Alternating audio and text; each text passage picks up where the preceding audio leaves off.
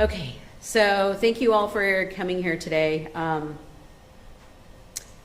So I think we were just here last Friday, not even a week ago, and I remember one of you asking me a question about unknown bodies and how frequently we get them, and I said, well, not frequently, but not infrequently, and here we are less than a week later, reaching out to you, reaching out to the public to help us with a body that was discovered this weekend, and we have not been able to identify her.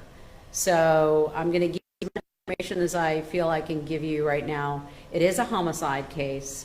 However, I'm here asking for help, not looking for information related to a homicide necessarily, but simply to identify her. So, and that means that anybody that has any information can call Crime Stoppers, our office, or Cincinnati Police and give any tips anonymously. So what I can tell you is on Sunday morning, a body was discovered in the Fairmount area and on Baltimore Street, and she had been dismembered. I'm not going to go into detail about what that means or what's missing, but suffice it to say that she could not be identified with the remains.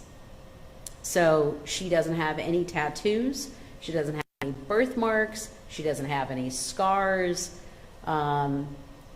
We don't have enough remains for fingerprints or dental, and so we're out here to tell you that we believe that she was about 5 feet tall, 5'1" or so, petite, probably in her late 20s or early 30s. She does appear to have had at least one child. She does have changes on her body that would indicate that she might have sustained a pregnancy and maybe a delivery. She's probably, we're estimating her weight to be between 120 and 125 pounds. She is a young African-American woman, and other than that, we really don't have any more information. So what we would like for you all to do is, if you know of anybody that fits that description, anybody you haven't been in touch with, who hasn't contacted you, who's missing, anybody in the area, if there's a child out there looking for his or her mother, and anybody has any information, we're just asking you to give us that information. You can do so anonymously, but we're really trying to identify this young lady. We believe her time of death was probably Friday night or early Sunday or Saturday morning, in that range. And she was found in the woods. And other than that, she did not have any clothing or jewelry, so there was nothing identifiable there either. Do you have anything to add? Yeah, just a plea to the community, as Dr. Samarco said, if you're missing a loved one, please give a call. If you haven't heard from them and you normally would have a phone call or an interaction with them every couple of days, and you haven't within the last few days, please give us a call so we can research whether or not this may potentially be your loved one. You can call Crime Stoppers at 513-352-3040. Thank you. And again, those tips are called in anonymously. You're just assigned a code number, and if that pans out and leads to an identity and helps us move along with the investigation, there will be a monetary reward from Crime Stoppers. I do want to emphasize, though, this is definitely a homicide investigation, but our primary goal here is to identify this young lady. So any help we can get from the public, anybody, even if you know somebody that's not directly within the area, but within a vicinity, the region, the west region of Ohio, eastern Indiana, northern Kentucky, maybe even Dayton and so forth. I mean, we're not even sure how far to look. And that's why we're asking the media to help us here, because if somebody heard of something in Cleveland perhaps, and this rings a bell, maybe we can get some traction and get some information. So again, the Crime Stoppers number to call and to do so anonymously is 513-352-3040. Our office number here is 513-946-8700.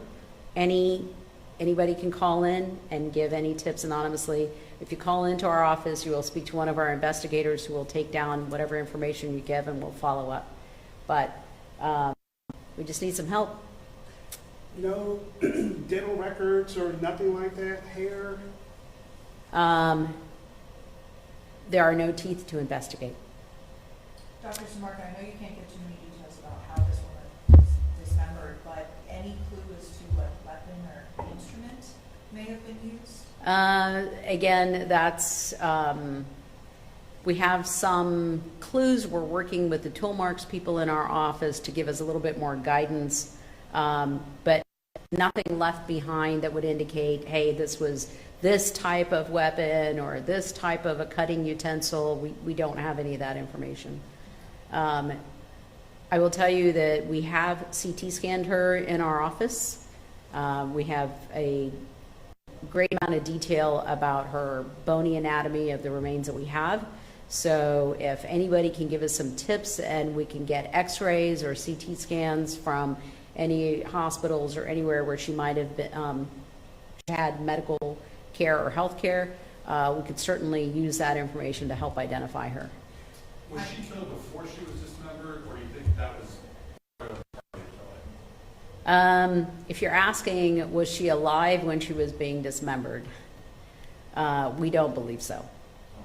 Was there any other signs of possible cause of death before this? Like, I mean, obviously a gunshot wound or anything like that. There is. There is some evidence that we've uncovered where we think we know what her cause of death was. But again, in the middle of a homicide investigation and not having the identity of our victim, we're going to hang on to that until we get some more information.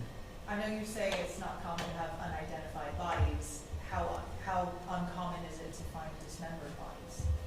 I would love to say very uncommon, but I've been in this job for almost a dozen years now, 12 years, and we've had at least 4 that I can remember.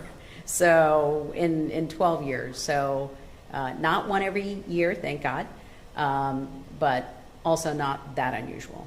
In all your years of doing this, have you ever seen anything like this before? Yes and no. We've had some dismembered bodies, but we usually had a clue who that person was. We've not had a case quite like this where there's so little information on the remains that we don't even know which direction to go right now as to trying to find her. I'm sorry, I missed your question.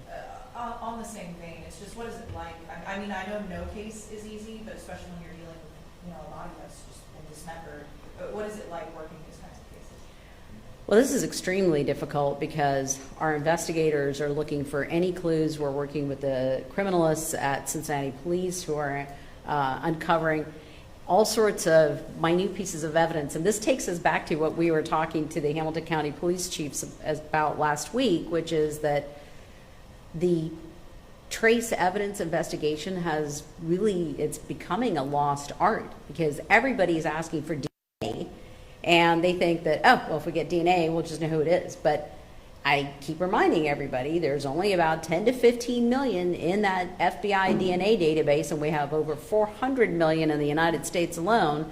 And so unless we have somebody's DNA from something else, and we can do a match if we have a known sample, otherwise we're looking at all these other pieces of evidence. So in her case, yes, we're going to be looking at hairs, we're going to be looking at leaves, we're going to be looking at fibers, we're going to be looking at everything in the area that was around her, and that's where we have 3 expert trace evidence specialists in our office, and they're going to be looking at all of these carefully. BCI, the state crime lab, only has trace evidence for GSR anymore. We've gotten trace evidence from all over the state now because we're I think we may be one of the few or only labs in Ohio that's still doing full trace evidence, the gamut from soil to glass and everything in between. for Chief Fiji, if you could just talk more about the circumstances in which these remains were found on Sunday. Yeah, so the Cincinnati Police Department received a call from an individual who found something believed to be suspicious in the woods. Our officers arrived, and when they located the body, they called our homicide unit and our criminalistics to the scene to start the investigation from there. Can you say, I guess, I mean, I know Dr. Smarko already said that it looks like there's a homicide cause and then the dismemberment. Can you speak to whether or not this body was to have been moved and placed here, or if the dismemberment happened where the body was found, or is it just too early to tell? Yeah, it's completely too early to comment pretty much on any part of the investigation, including whether or not the body was moved there.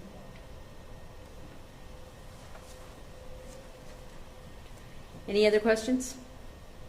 Thank you all so much for coming and for helping us with this, and we're hoping that this goes out to the public and somebody comes forward with some information.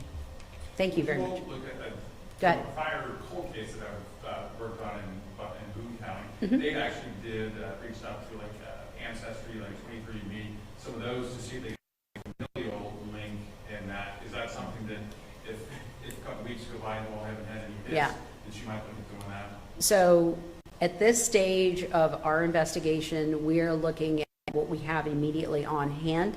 And we also, of course, will be looking at NamUs. But a lot of times since her death, we're estimating between Friday night and Saturday morning. I mean, a family, she had a mother and a father. I mean, somebody must be missing her. I mean, it appears that she might even have a child.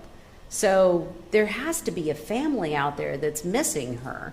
And at this point, being that it's so recent, all those other resources would be a little too early, because even if somebody did, call in a missing persons, it would go to law enforcement, and it probably wouldn't have, in fact, I'm pretty sure there's no way it would be in NamUs yet.